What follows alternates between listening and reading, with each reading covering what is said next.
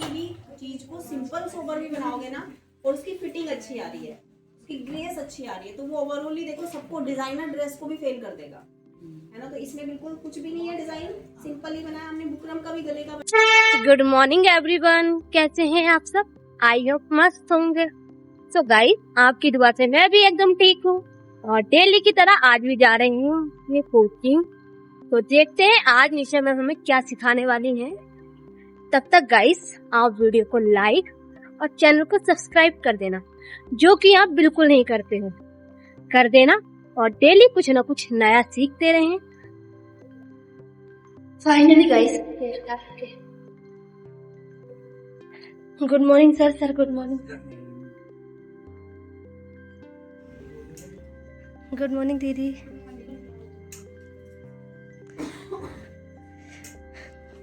दीदी good morning. तबीयत कैसी है?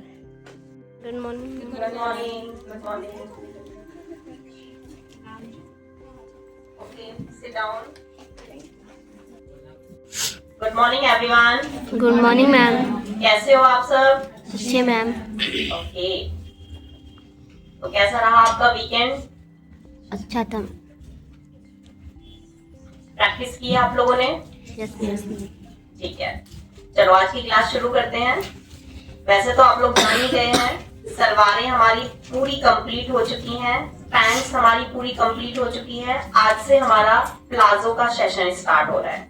तो आज से हम प्लाजो सीखेंगे, फुल सर्कुलर सीखेंगे और फिर उसके बाद पैनल प्लाजो सीखेंगे।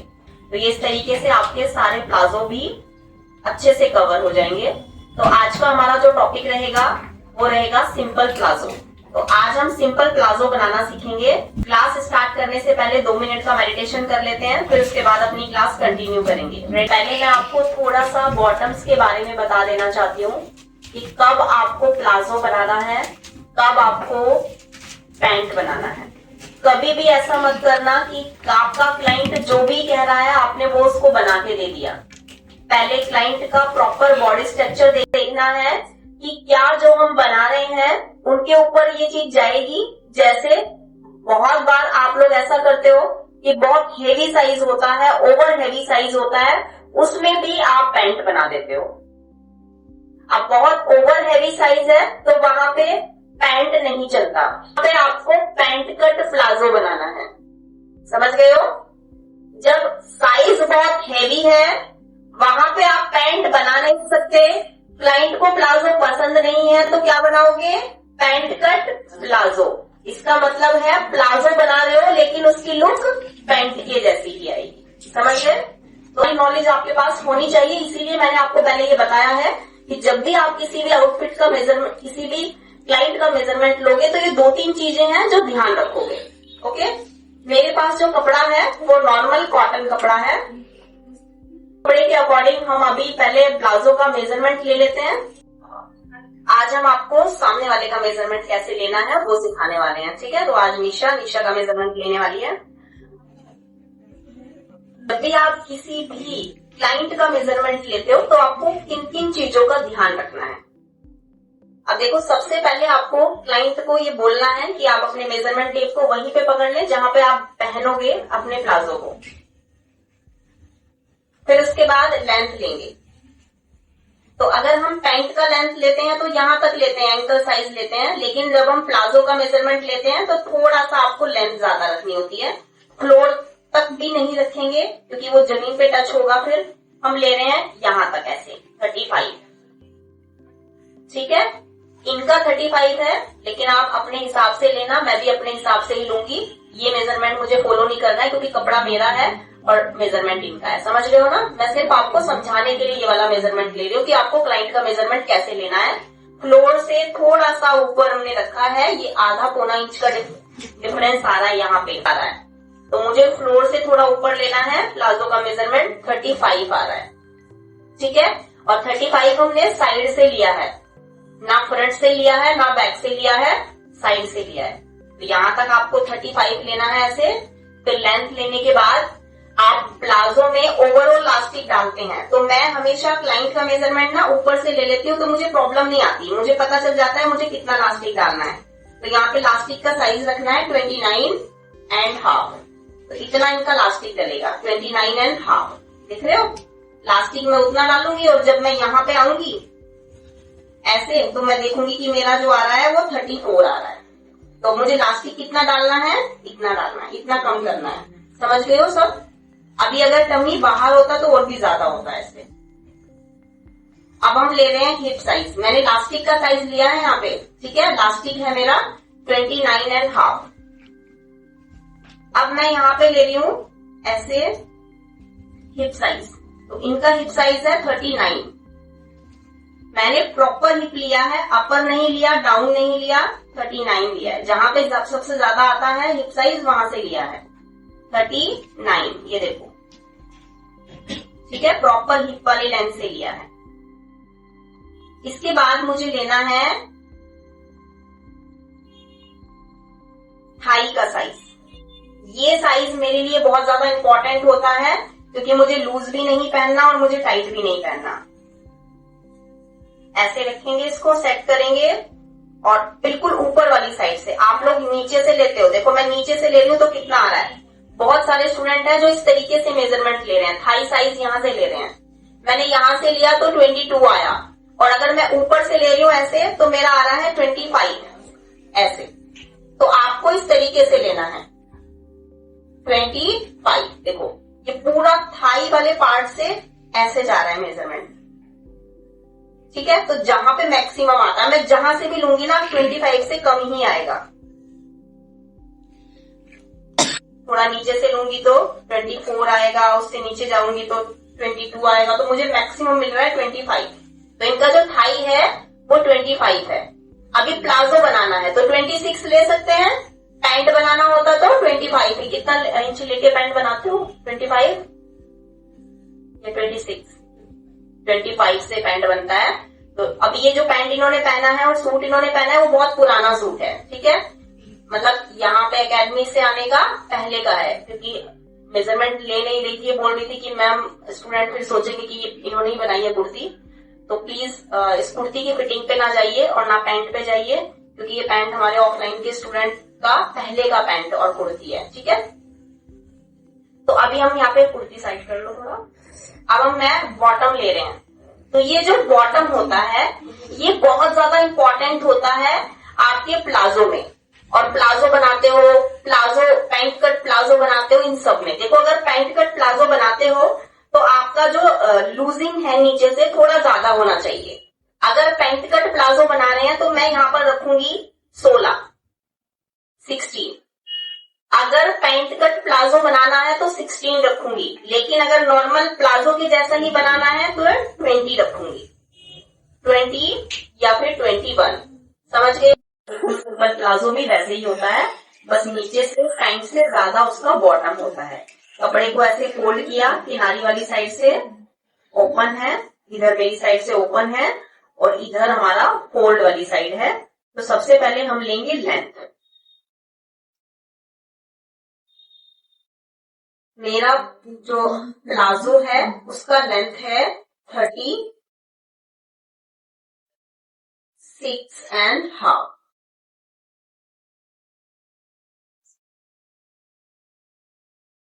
यहां से मैंने लेंथ लिया और फिर उसके बाद हिप डिवाइडेड बाय 4 लिया, 10 इंच। अब इन तीनों पॉइंट पर स्ट्रेट लाइन बना देंगे।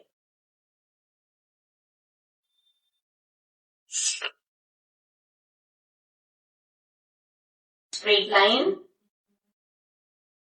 Hip divided by 4। आपको कोई भी कंफ्यूजन नहीं होगा। अगर अभी तक आपको पैंट में कोई भी कंफ्यूजन आ रहा है तो आज मैं आपको जो मेथड दे रही हूँ ये एकदम सिंपल मेथड है, बिगनर्स के लिए भी और नॉर्मली जो काफी टाइम से सिलाई कर रहे हैं उनके लिए भी, ठीक है। देखो कितना सिंपल है। स्टार्टिंग में 3 लाइन बनानी है कोई भी बॉटम के लिए। सबसे पहले स्टार्टिंग में बनाओगे ताकि कपड़ा जो टेढ़ा है वो पूरा सीधा हो जाए। फिर हिप डिवाइडेड बाय 4 ले लोगे और फिर अपना टोटल लेंथ ले लोगे अपनी चॉइस के अकॉर्डिंग। तो मैंने ले लिया 10। यहाँ पे जब आप हिप डिवाइडेड बाय 4 लेंगे तो इसमें आपका सिलाई का मार्जिन, इसमें आपकी प्लेट का मार्जिन, सब इसी में ऐड है। ठीक है, बस ध्यान रखना है जब हिप डिवाइडेड बाय 4 लेंगे तो सिलाई का मार्जिन नहीं लेंगे। इसमें सिलाई का मार्जिन और आपकी प्लेट का मार्जिन सब इसी में ऐड है, हिप डिवाइडेड बाय 4 में ही। नीचे हाफ प्लस करके ले लोगे, 1 प्लस भी कर सकते हो, मैक्सिमम 1 प्लस। अब देखो किनारी वाले पार्ट से 10 इंच पे निशान लगाया, इतना पार्ट दिखा दो बस। क्या यहां तक 10 इंच, नीचे वाली लाइन पर मैंने लिया 11 इंच।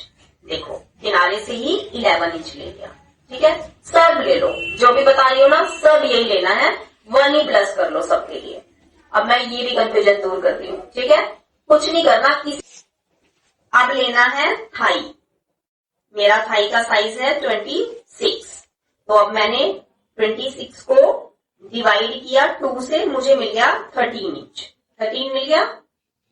अब यहाँ पे 1 तो प्लस करना ही है आपको, 1 प्लस करते हैं, आधा इधर और आधा इधर के लिए मार्जिन, तो 1 प्लस करके ले लेंगे। यहाँ पे सबको ऐसे ही लेना है।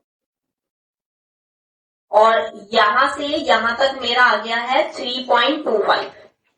आपका 3 भी आ सकता है, आपका 2.75 भी आ सकता है, 2.5 भी आ सकता है। मुझे यहां से 14 का सेंटर लेंगे, 7।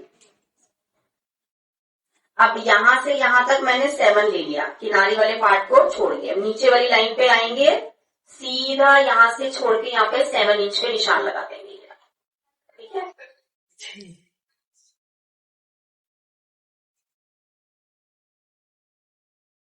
सेंटर पे पूरी एक लाइन ऐसे बना। अब इन दोनों का सेंटर लेना है, इन दोनों का सेंटर लेना है, या यहीं से भी सेंटर ले सकते हो, ऊपर से भी सेंटर ले लिया 10 का, यहाँ पे ऐसे।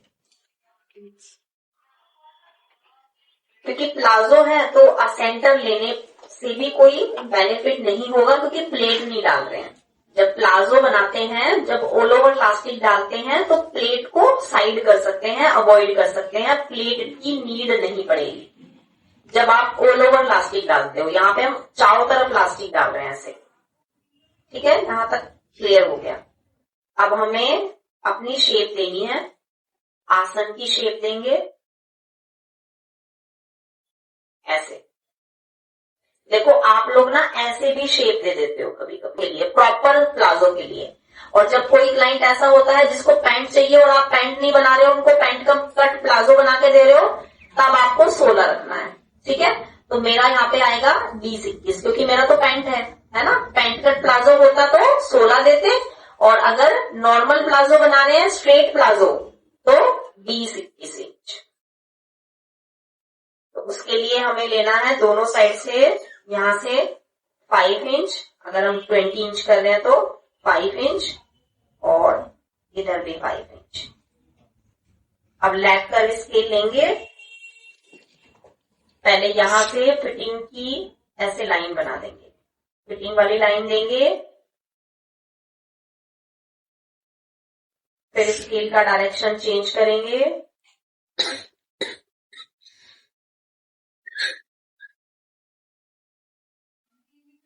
यहां से देखो, जब आप प्लाजो बनाते हो तो यहाँ पे 2-3 शेप में आपको बना के दिखाती हूँ क्या क्या चेंजेस आते हैं, क्योंकि यहाँ पे भी आप लोग कुछ गलतियां हो रही हैं कुछ लोगों की। पहले मैंने ये वाला शेप दे दिया। अब आप लोगों का ना यहाँ पे अगर आप ये वाली शेप को यहाँ से मिला दोगे तो यहाँ से ना बहुत ज्यादा बाहर आ जाता है, कॉर्नर जैसा बन जाता है। तो आपको क्या करना है, यहाँ से ये वाला शेप दिया, अब स्केल का डायरेक्शन ऐसे चेंज कर दो, ये गोलाई वाला पार्ट यहाँ पे कर दो। अब यहां से और ये लाइन जहां पे भी टच हो रही है, ऐसे करके ऐसे शेप बना दो।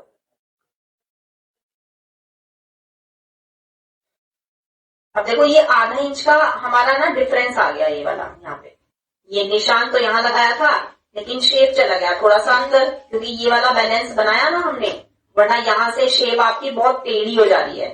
तो ये जो आधा इंच का आपका ये है ना, ये बैक में आपका कवर हो जाता है। हम तभी तो प्लाजो बनाते हैं तो यहाँ से थोड़ा एक्स्ट्रा ले रहे हैं, बैक वाले पार्ट में यहाँ से एक्स्ट्रा ले रहे हैं, टाइट रहेगा ना। और ये कितना ढीला रखोगे, क्लाइंट का जितना बोला था उन्होंने आपने उनका बना दिया। अब पीछे से एक्स्ट्रा लेना है। बैक एक्स्ट्रा कैसे लेंगे? यहां से आपका रहेगा 2.5, प्लाजो है तो थोड़ा ढीला ले लेते हैं, है ना। 2.5 इधर और 2.5 ऊपर से।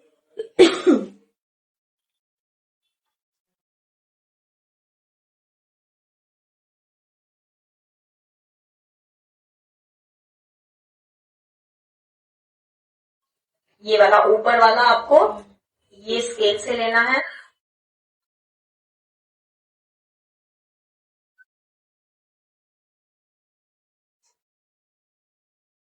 चलो अब कटिंग कर लेते हैं। अब ये मेरा सिंगल ही है, ये ऐसे 2 ही पार्ट है ना। तो मैंने क्या किया, पहले ऊपर और नीचे वाला, पीछे वाला और आगे वाला एक ही साथ निशान लगा दिया ताकि मेरा टाइम बच जाए। मैंने टाइम बचाने के लिए ही किया है। अब देखो नीचे वाली साइड से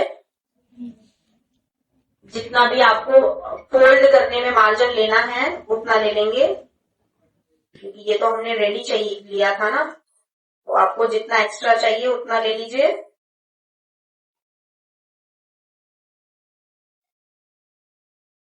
पहले सीधा कटिंग करके अलग कर लेते हैं।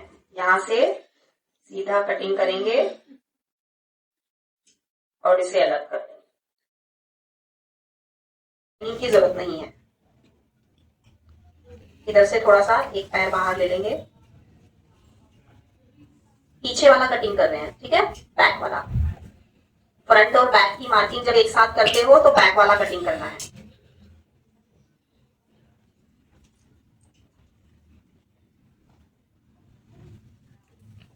यहाँ पे भी पीछे वाला कटिंग कर रहे हैं।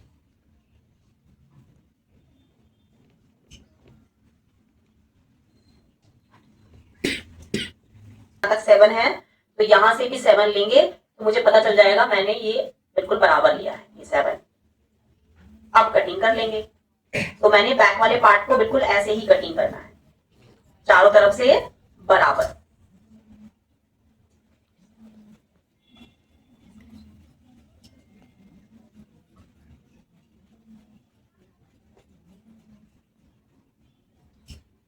और इधर से भी इतना ही ले लिया, है ना। तो यहाँ पे मुझे थोड़ा थोड़ा सा सिलाई का मार्जिन लेना था, तो मैं पीछे वाली साइड में थोड़ा सा एक्स्ट्रा ले लूंगी, ये वाला पार्ट। अब यहाँ पे तो जरूरत नहीं है लेने की मार्जिन, क्योंकि यहाँ पे ऑलरेडी था।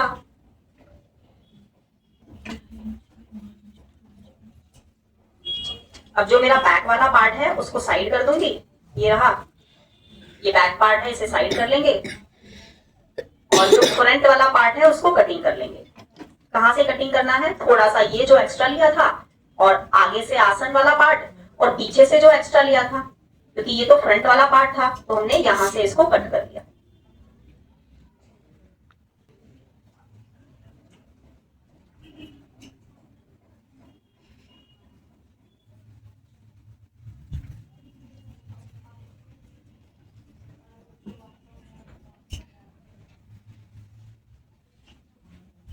तो ये मेरा फ्रंट वाला पार्ट हो गया और ये मेरा बैक वाला पार्ट हो गया।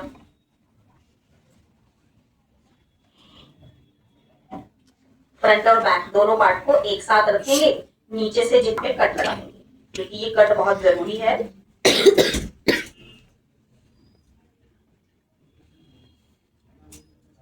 पता चल जाएगा आपको कहां से आपको फोल्ड करना है। जैसा ही है, बिल्कुल ऐसा ही है। तो ये सेम जो अपर पार्ट है ये उसमें भी यूज कर सकते हो, आपने जितनी भी पैंटें बनाई है, ठीक है। अगर आपको प्लेट डालना है तो प्लेट कम ले लेंगे, और अगर नहीं डालना है तो ऊपर से थोड़ा कम कर लेंगे, बस। प्लेट डालोगे तो चल जाता है, प्लेट किसी भी पैंट में डल सकता है। समझ में आ गया सबको मेथड? तो अभी हम जितने भी ये बनाए हैं, पैंट्स बना रहे हैं, प्लाजो बना रहे हैं, इन सबको कम से कम एक एक बनाना है। और जो नॉर्मल पैंट है आपकी और जो आपकी सलवार है उन सबको ज्यादा बनाना है। तो स्टूडेंट मैं भी एक्साइटेड हूँ आप लोगों को दिखाने के लिए। दिखाओ पहले बताओ कि मैंने देखी नहीं है वो कैसी बनाई।